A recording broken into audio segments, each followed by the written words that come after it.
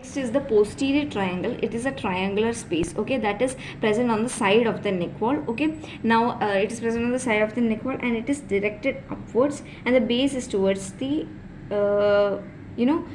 here towards the clavicle. Here is the mastoid and this is the head. Okay, that is how this and here is the neck, so that is how it is placed. Okay, now the boundaries. Anterior boundaries by the posterior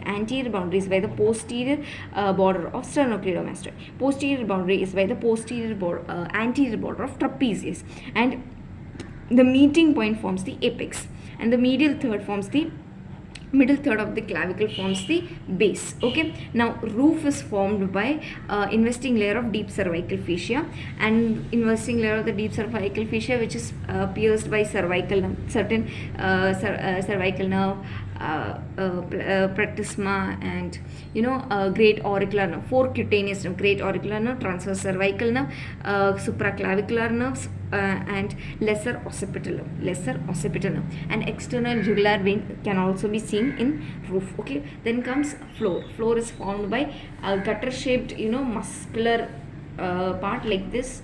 These are all the muscles. So the muscles are splenius capitis, semispinalis capitis, levator scapulae, scalenus medius, and then sometimes the first digitation of serratus anterior also can be seen. Then comes the facial carpet. The facial carpet is formed by, which is a part of the floor only. So that is formed by the prevertebral fascia. What is it formed by? It is formed by prevertebral fascia. Now the subdivisions. The posterior triangle is divided in by the inferior belly of omohyoid. Okay, so this is the inferior belly of omohyoid, which I have drawn here.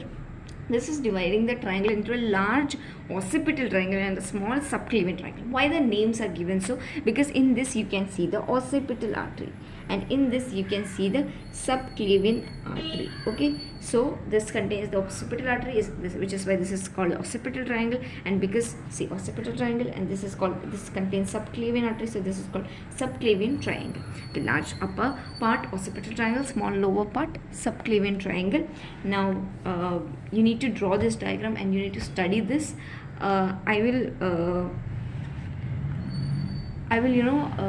tell you about the contents, and then I will show how to draw this in the next video. Okay, so the contents are, in occipital triangle, as I told, occipital artery is there. Okay, I will teach the occipital triangle along with the diagram, and then I will teach the subclavian triangle. Okay, so the occipital triangle, it contains spinal accessory nerve. So as you can see here, this nerve which is passing is spinal accessory nerve. Okay, and then comes dorsal scapular nerve. Dorsal scapular nerve is this nerve.